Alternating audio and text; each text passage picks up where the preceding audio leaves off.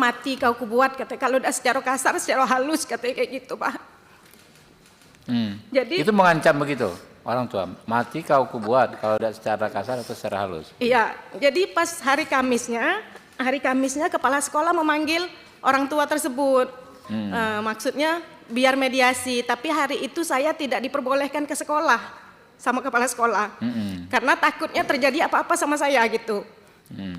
Jadi kepala sekolah berbicara dengan orang tua tersebut, tapi orang tua tersebut tidak mau karena kami sudah mengadukan ini ke proses hukum seperti itu, tidak mau berdamai kayak gitu. Akhirnya diadukannya ke Polsek Kumpe waktu itu. Nah, akhirnya saya dipanggil juga, dapat surat undangan, diwawancarai di sana, dan tanggal ada di situ tanggal berapa? Melakukan mediasi di Polsek sudah sempat juga, melakukan mediasi di Polsek sudah sempat, tapi memang orang tuanya juga tidak mau. Malahan dia menyebut kalau ada jalur yang tidak melibatkan dinas pendidikan, saya tempuh jalur itu. Seperti itu, Pak. Akhirnya kasusnya berlanjut sampailah ke Polres. Ini saya singkat aja ceritanya, Pak. Nggak apa-apa, detail juga nggak apa-apa. Detail juga nggak apa-apa. Terus. Jadi pada tanggal 13 Januari itu Kabid SD kebetulan dipimpin dengan Pak Sabki, waktu itu sempat datang juga, turun ke desa dan datang ke rumah orang tua tersebut untuk mediasi juga, Pak. Tapi tidak menemui titik temu. Udah itu yang kejadian mediasi di Polsek itu tanggal 22 Januari. Mediasi di Polsek terjadi, ya orang tua mengatakan seperti itu. Kalau ada jalur yang tidak melibatkan dinas pendidikan, saya tempuh jalur itu, katanya. Pada bulan Maret, saya beserta suami naik ke rumah ke ketua adat, ingin menyelesaikan masalah ini, mengajak ketua adat untuk ke rumah orang tua tersebut biar bisa diselesaikan di desa, seperti itu. Tapi ketua adat menolak, ketua adatnya datang sendiri ke rumah orang tua tersebut dan memang tidak ada penyelesaian. Tidak ada penyelesaian. Pada tanggal 12 Maret ada surat panggilan mediasi di Polres, itu juga tidak terlaksana. Kebetulan hari itu saya ada kegiatan, jadi suami yang mewakilkan untuk datang ke Polres. Tapi ketika suami datang ke Polres ternyata pihak orang tua tersebut sudah pulang.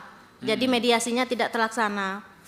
Pada tanggal 6 Mei, pihak PGRI Kabupaten Muaro Jambi turun ke desa Pemataraman. Nah, jadi berharap ada mediasi juga dengan orang tua tersebut, tetapi memang tidak ada penyelesaian. Jadi kebetulan Ketua PGRI-nya Pak Ismianto, Bapak ini mewawancarai semua guru yang ada di sekolah. Seperti itu. Jadi gurunya satu-satu dipertanyakan seperti apa. Saya juga tidak tahu keterangan mereka seperti apa.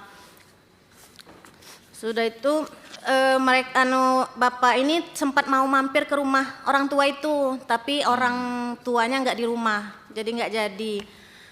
Pada Kamis tanggal 15 Mei saya dipanggil lagi menjadi saksi di Polres Muaro Jambi.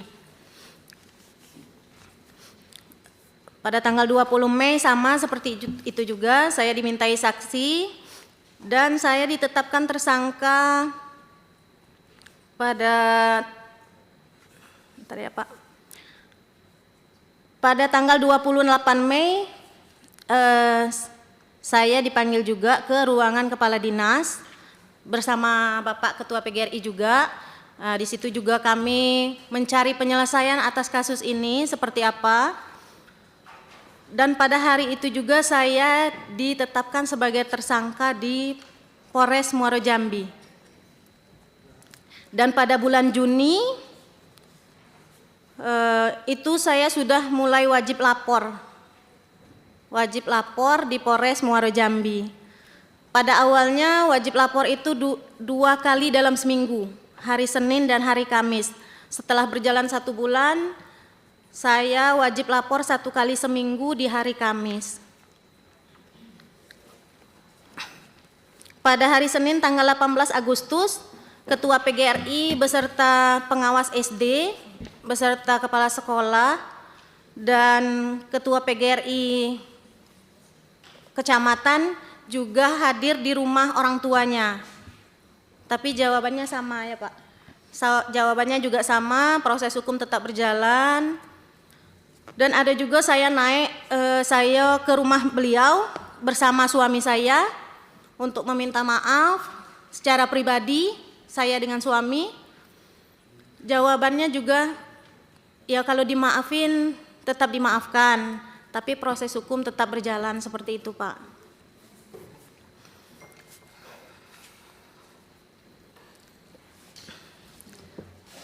Dan pada tanggal 17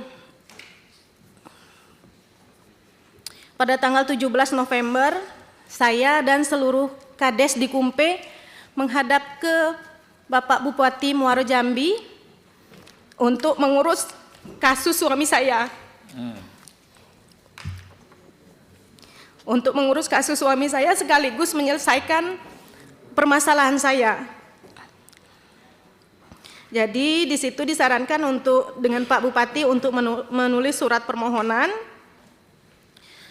Surat permohonan saya layangkan tanggal 25 November ke Kabak Hukum Muara Jambi. Dan pada tanggal 9 Januari kemarin saya diundang oleh Kesbangpol untuk menindaklanjuti masalah saya. Di situ saya disarankan untuk meminta maaf kembali sekaligus menulis surat permohonan maaf secara tertulis. Akhirnya saya naik lagi ke rumah beliau pada tanggal 12 Januari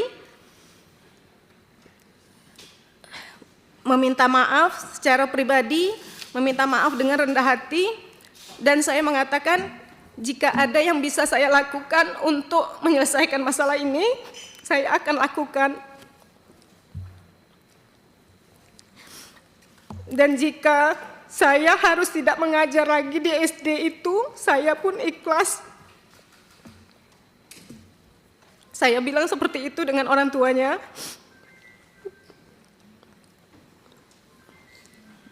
Tapi jawaban mereka, kami mau berembuk keluarga dulu, besok pagi saya kasih keputusannya. Tapi keputusan itu tidak ada sampai hari ini.